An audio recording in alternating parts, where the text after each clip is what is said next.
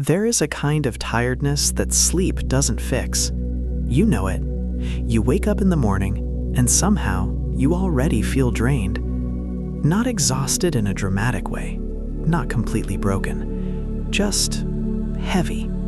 Your body moves, but without energy. Your thoughts feel slower. Even simple tasks feel like they require effort.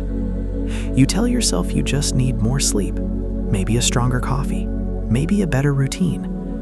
But what if the real cause of your fatigue has nothing to do with how long you sleep? What if the exhaustion you feel isn't a lack of rest, but a signal, a message from deep inside your body telling you something is out of balance? Because fatigue is not just about energy, it is about how your body produces energy, how it distributes it, and how it protects itself. And right now, in modern life, millions of people are running on a system that is quietly working against them, a system that keeps them awake, but never fully energized. The truth is, your body is not designed to feel tired all the time. At the cellular level, you are built for efficiency. Inside nearly every cell are tiny structures called mitochondria. They are often described as the powerhouses of the cell, but that description doesn't fully capture what they do. Mitochondria are responsible for converting the food you eat into usable energy, a molecule called ATP. This energy powers everything. Your thoughts, your movements, your heartbeat, even the process of repairing your own body. So if you constantly feel tired, it's not because your body isn't trying, it's because something is interfering with this energy system. And one of the biggest hidden disruptors is something most people consume every single day: blood sugar instability. Every time you eat, your blood sugar rises. This is normal. Your body releases insulin to move that sugar into your cells where it can be used as fuel. But when your diet is filled with refined carbohydrates and sugar, this system begins to behave differently. Blood sugar spikes quickly, then crashes just as fast. And each crash sends a signal to your brain, a signal that feels like fatigue, like brain fog, like the sudden need to sit down or reach for something sweet again. This cycle can repeat itself multiple times a day. You may not even notice it consciously, but your body feels it. And over time, this constant fluctuation creates a state of unstable energy. You're not lacking fuel. You're burning it in a way that leaves you depleted. And then something even more subtle begins to happen. Your cells start becoming less responsive to insulin. Glucose has a harder time entering your cells. Energy becomes less accessible, and the result is paradoxical. There is energy in your bloodstream, but not where it needs to be, inside your cells. This condition is known as insulin resistance, and it doesn't just affect metabolism, it affects how you feel, how you think, how much energy you experience from moment to moment.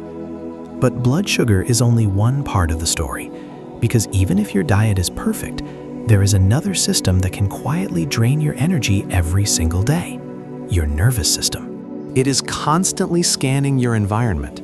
Every sound, every notification, every unfinished task sitting quietly in the back of your mind. Your body does not separate physical danger from psychological pressure. To your nervous system, an email notification, a deadline, a financial worry can trigger the same stress response as a real physical threat. And when that happens, your body shifts into a state designed for survival. The sympathetic nervous system activates, your heart rate increases, your breathing becomes shallow, stress hormones like cortisol begin rising. In short bursts, the system is incredibly useful. It sharpens your focus, prepares your muscles, gives you temporary energy.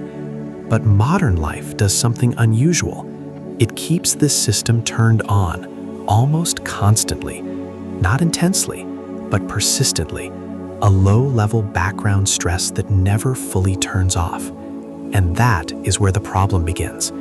Because when your body is in a chronic stress state, it diverts energy away from long-term processes. Repair slows down, digestion becomes less efficient, sleep quality decreases, and over time, your baseline energy begins to drop. You may still function. You may still get things done, but underneath it all, Your system is running in a state of quiet depletion. Then something even more important begins to shift: your circadian rhythm. Your body runs on an internal clock, a 24-hour cycle that regulates sleep, hormone release, body temperature, and energy levels. This clock is deeply connected to light. Natural sunlight in the morning signals your brain to increase alertness. Darkness in the evening signals the release of melatonin, preparing your body for sleep.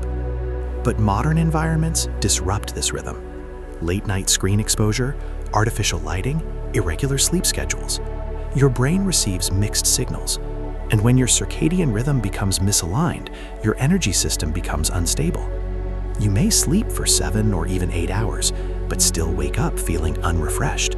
Because it's not just about how long you sleep, it's about when and how deeply. And then there is something even more hidden, something happening at a microscopic level inside your brain. Inside your brain, billions of neurons are constantly communicating, sending signals, processing information, maintaining awareness. But this activity produces waste, metabolic byproducts that need to be cleared away regularly. And your brain has a system designed specifically for this purpose. It is called the glymphatic system. Think of it as a cleaning network, a system that flushes out toxins and waste products that accumulate during the day. But here is the critical detail. This system works most effectively during deep sleep. Not light sleep, not fragmented sleep, deep, uninterrupted sleep. When you don't reach these deeper stages, waste begins to accumulate. Not dramatically at first, but gradually. And one of the earliest signs of this buildup is something many people experience daily: brain fog.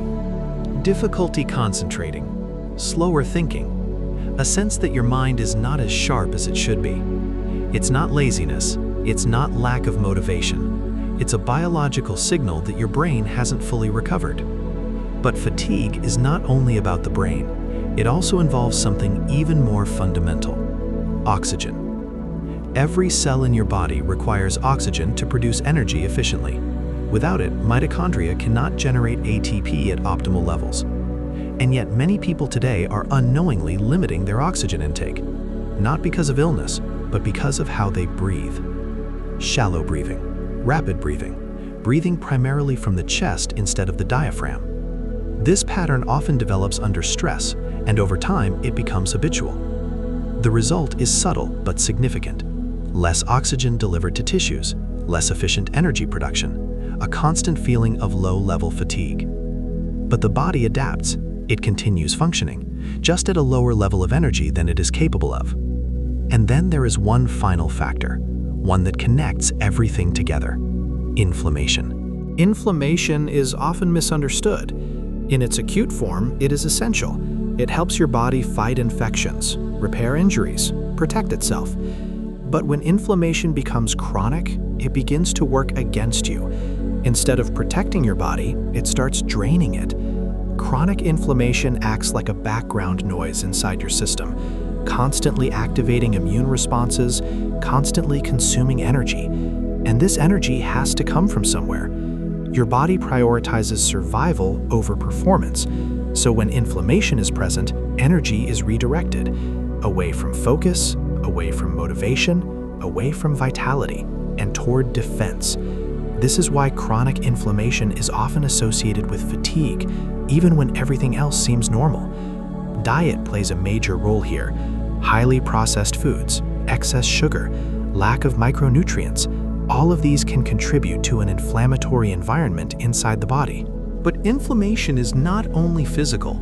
Psychological stress can also trigger inflammatory responses, which means the state of your mind can influence the state of your body, and vice versa. Over time, this creates a loop. Stress increases inflammation. Inflammation reduces energy. Low energy increases stress. A cycle that slowly reinforces itself until fatigue becomes your normal state. But here is the part most people don't realize. Fatigue is not the problem. It is the signal. A signal that your body is trying to rebalance itself, trying to tell you that something, somewhere, is not aligned. And when you begin addressing these deeper systems, something begins to change. Energy does not return all at once. It comes back gradually, quietly, almost unnoticeably at first. You may wake up one morning and feel slightly more rested than usual. Your thoughts may feel a little clearer, your body a little lighter. Small changes, but meaningful ones. Because when blood sugar stabilizes, your cells receive a steady supply of fuel. When your nervous system calms, energy is no longer wasted on constant stress responses. When your circadian rhythm aligns, sleep becomes more restorative. When your brain clears its waste effectively, mental clarity returns. When oxygen flows properly, your cells produce energy more efficiently. And when inflammation decreases, your body is no longer fighting a silent internal battle. All of these systems begin working together, not perfectly, but better than before. And that is the key. Energy is not created by one single habit. It is the result of multiple systems functioning in harmony.